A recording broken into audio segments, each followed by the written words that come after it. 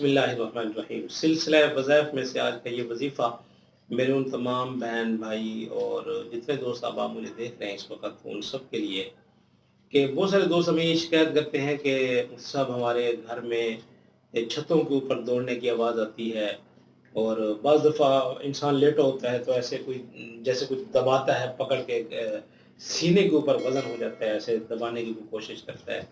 इस तरह के मामलात पेश आते हैं, या ऐसा होता है कि बाज़ दफ़ा जो चीज़ें हम रखते हैं वो वक़्त आने पे वो चीज़ें ढूँढ के घर में थक जाते हैं, वो चीज़ें नहीं मिलती।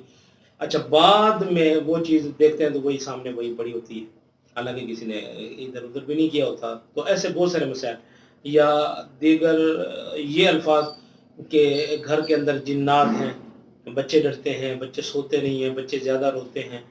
तो इस किस्म का कोई अगर घर में कोई हाल-वाल है तो उसका क्या वज़ीफ़ा है?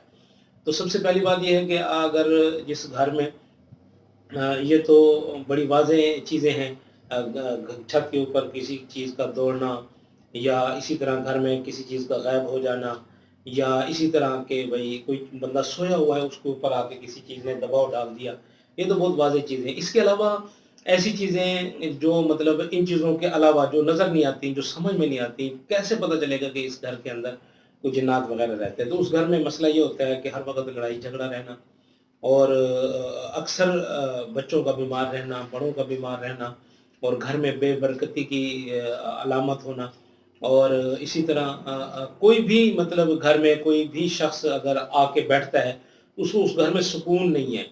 वो आके बस जाने को करता है, कभी मुझे जाने दो, बस मैं जाता हूँ, निकलता हूँ, वहाँ बैठने को उसका दिल नहीं करता।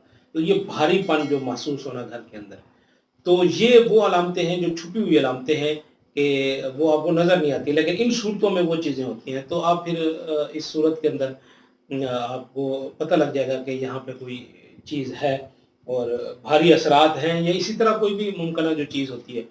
तो इस सिलसिले में अगर किसी बहन भाई के घर में ये चीज़ है और ये अलामात हैं, ये उन दोस्तों के लिए जिनके घरों में ये शिकायत रहती है अक्सर, तो उनके लिए ये वजीफ़ा अर्ज़ किया जा रहा है। ये अमल और आप देख लें, सुन लें, गौर से सुनें। सूरतुत तारिक, आखिरी अम्मा पारा में ये सूरत है।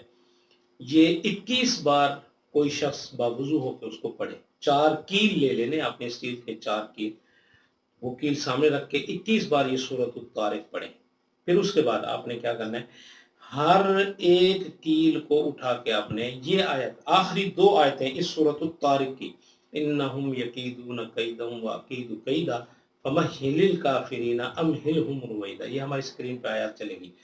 तो फिर हर कील पे 21 मरतबा आपने फिर ये पढ़ना है, ठीक है? तो ये कीलों को जमा करके वो आपने फिर मशरिक, मगरिब, शिमाल, जनूब, ये 4 कोने हैं, इनमें आपने एक-एक कील गाड़ देना है।